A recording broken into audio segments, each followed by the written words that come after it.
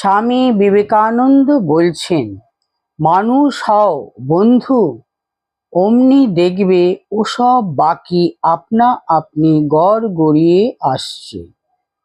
ও পরস্পরের নিড়িক উত্তর খেয়েই ছেড়ে সদুদ্দেশ্য, সদুপায়, সৎ সাহস, সদ্বীর্য অবলম্বন করো। যদি জন্মেছ তো একটা দাগ রেখে যাও।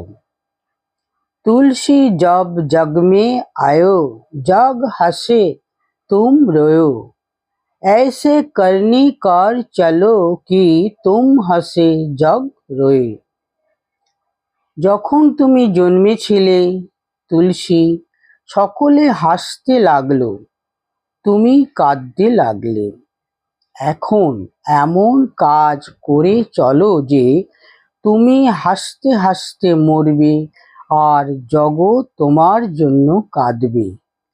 এ পারো তবে তুমি মানুষ, নইলে কিসের তুমি? জগৎ যা ইচ্ছে বলুক, আমার কর্তব্য কার্য করে চলে যাব, এই জানবি বীরের কাজ। নতুবা এ কি বলছে, ও কি লিখছে, ও সব নিয়ে দিনরাত থাকলে জগতে কোনো মহৎ কাজ করা যায় না। এই শ্লোকটা জানিস না? নিন্দন্তু নীতি নিপুণা যদি বা স্তবস্তু, লক্ষ্মী সমাবিশতু গচ্ছতু বা যথেষ্টম। লোকে তোর স্তুতি করুক বা নিন্দাই করুক, তোর প্রতি লক্ষ্মীর কৃপা হোক বা না হোক, আজ বা শতবর্ষ পরে তোর দেহপাত হোক, ন্যায়পথ থেকে যেন ভ্রষ্ট হোসনি। কত ঝড় তুফান এড়িয়ে গেলে তবে শান্তির রাজ্যে পৌঁছানো যায়। যে যত বড় হয়েছে তার উপর তত কঠিন পরীক্ষা হয়েছে। পরীক্ষার কষ্টি পাথরে তার জীবন ঘষে মেজে দেখে, তবে তাকে জগৎ বড় বলে স্বীকার করেছে। যারা ভীরু কাপুরুষ তারাই সমুদ্রের তরঙ্গ দেখে তীরে নৌকা ডোবায়। মহাবীর কি কিছুতে দিকপাত করে রে?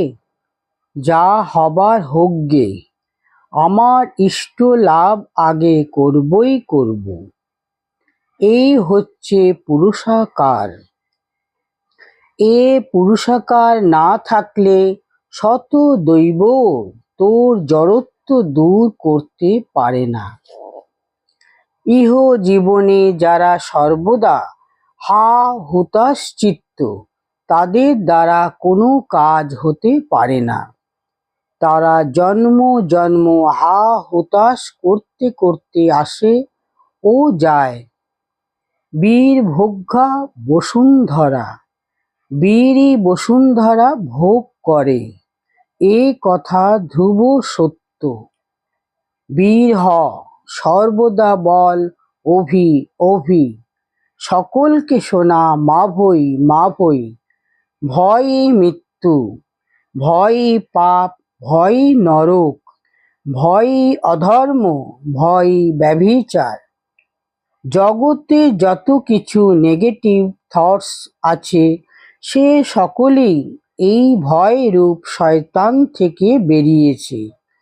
এই ভয়ই সূর্যের সূর্যত্ব, ভয়ই বায়ুর বায়ুত্ব, ভয়ই যমের যমত্ব যথাস্থানে রেখেছে।